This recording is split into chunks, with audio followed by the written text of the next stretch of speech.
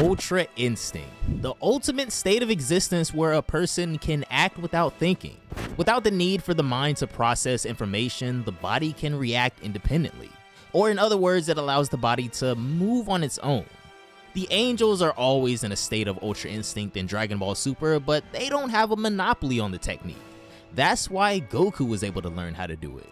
Then Moro was able to achieve it too by copying Beerus's abilities, and although Beerus hasn't mastered it yet, probably because we never actually see him train, or perhaps it's because destroyers are simply unable to completely master the technique because of their destructive natures, they can't attain the optimal state of emotional balance. That's why Ultra Ego would be the way to go. But Vegeta isn't a destroyer, so this brings us to the inevitable question. Can Vegeta learn how to use Ultra Instinct? As we saw during the Tournament of Power, when Vegeta tries to instinctively dodge in the anime by closing his eyes, he gets punched right in the face. So he gives up for the time being and focuses on what he can do. Whis also comments that because of Vegeta's fighting style, he can't learn this technique. He would be referring to the idea that you need optimal levels of self-control and clarity, so someone who's as analytical as Vegeta would just let his natural tendencies get in the way of him learning this technique. Though this doesn't mean he can't learn it. Vegeta will just have to completely shatter his limits and redefine the way he approaches fighting. In doing that, Vegeta should be able to go beyond the technique itself and come up with his own answer just like Goku. To that end, this story is what if Vegeta learned Ultra Instinct? Following the events of the Granola arc, Vegeta is a little conflicted. Deep down, he knows. If he is to really go down this path of Ultra Ego, he's gonna have to be cold again, but he just can't come to terms with doing that. It took him decades to understand what it meant to fight for others with all of his heart and soul. Is it worth letting that all go for the sake of acquiring more strength? Strength that wouldn't even be true to him. No, Vegeta just can't accept that in his head as he clenches his fist. Hey Kakarot, get ready for a fight. And I better see that Ultra Instinct because I certainly won't be holding back, Vegeta tells Goku. Alright, calm down, let me finish eating. What's gotten into you though, Goku says. Frieza has become too strong. Both of us got put on our backs in a mere instant. There's no time to overthink things. I'm gonna get stronger and fast, Vegeta states. The two of them are currently on Beerus's planet, and so both Whis and Beerus are honestly pretty interested in how this is gonna turn out. I mean, Goku and Vegeta going all out against each other, we haven't seen this in years. What do you think, Whis? Which one of them is currently stronger, Beerus asks. Well, Goku did come up with a new variation of Ultra Instinct. I'd say he still has an edge on Vegeta, Whis replies. True enough, and I doubt that's ever gonna change. For better or worse, Vegeta will always lag behind Goku, Beerus says.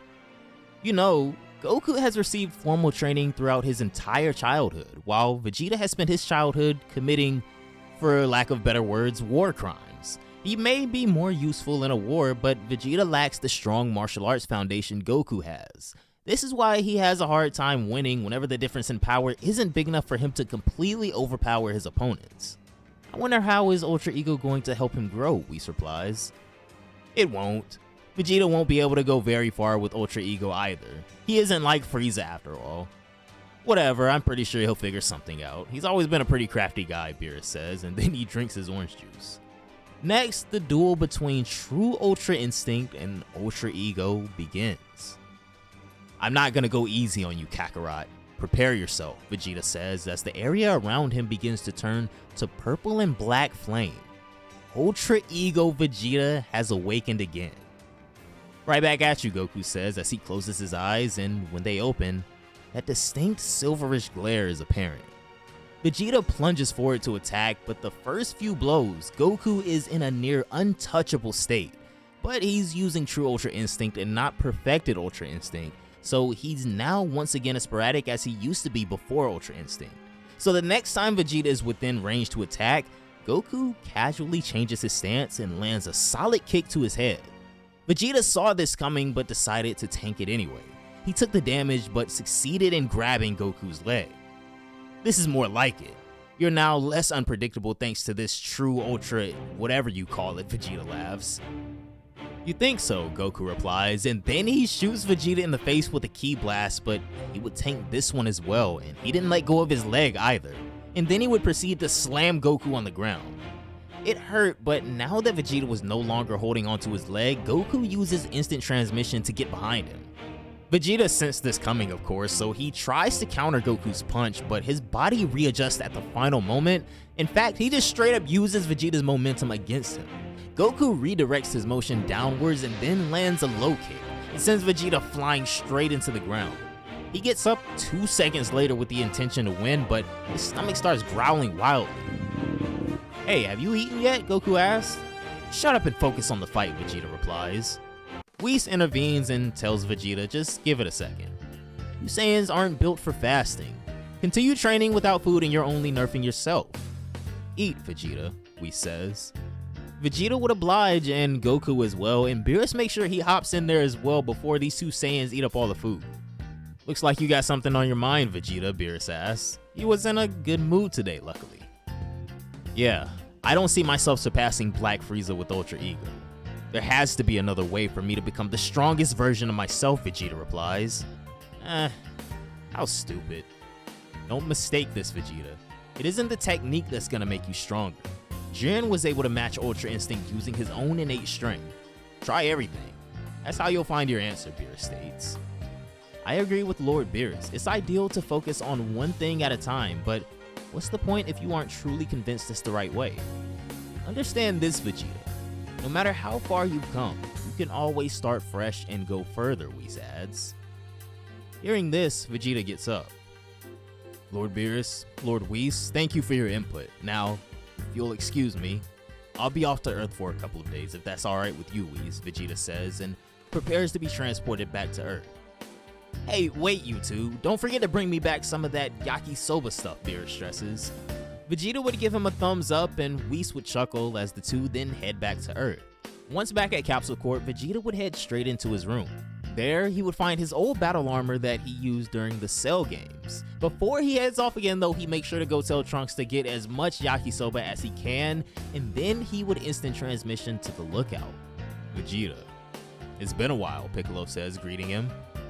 Yeah, Vegeta continues. I'll be borrowing the chamber for a day or two.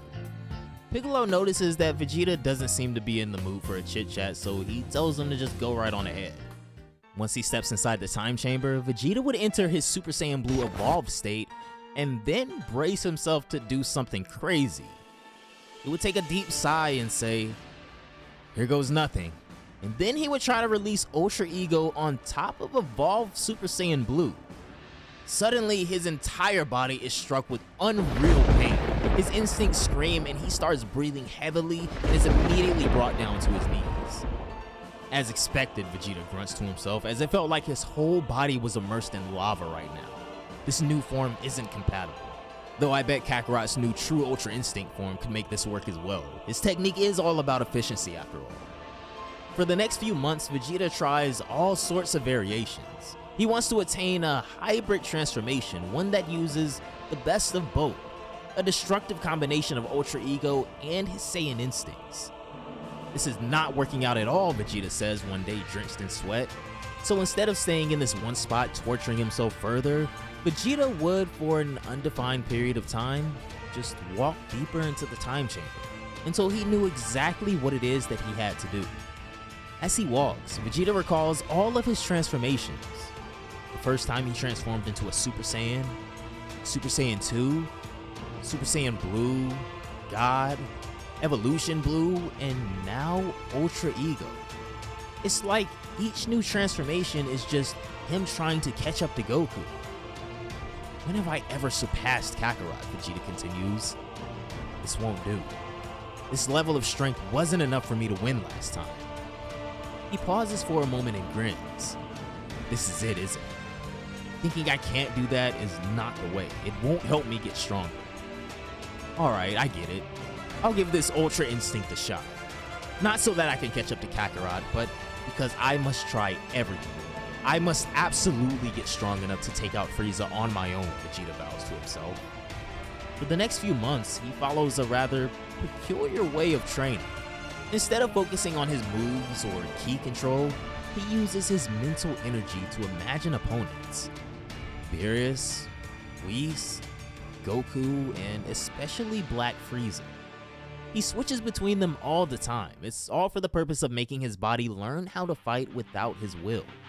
That's why he was using his energy to imagine his opponents instead of expanding it, trying to figure out what to do. The first few times don't quite work out that well. Vegeta is brutally defeated by all of them. But slowly and surely, as his body begins to readjust to this revolutionary way of training, Vegeta begins to develop a sense for it.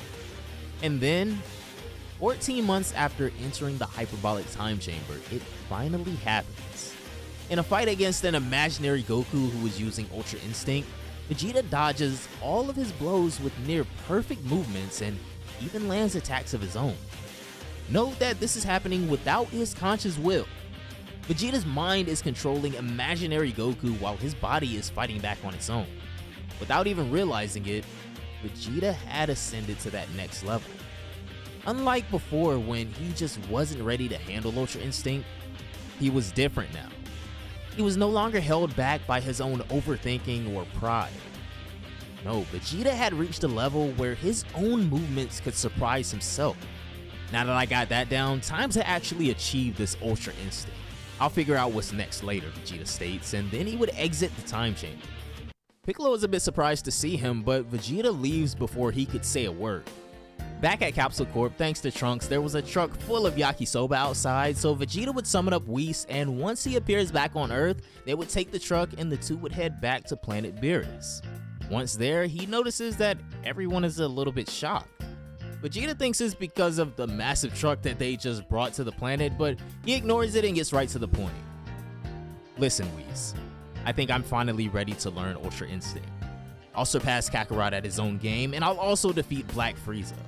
Watch me, Vegeta declares. Whis would just grin. Beerus would grin as well. As for Goku, though, what are you talking about, Vegeta? Right now, you're already using Ultra Instinct, Goku says, pointing at him. What? No way, Vegeta says as he runs over to the pond to look at his reflection. It was just Ultra Instinct's sign, but by this point, it had become so natural to Vegeta that he didn't even realize he had already achieved this 2 weeks prior after going almost 21 days without being hit by a single attack. Now, with a basic understanding of Ultra Instinct, where would Vegeta go from here?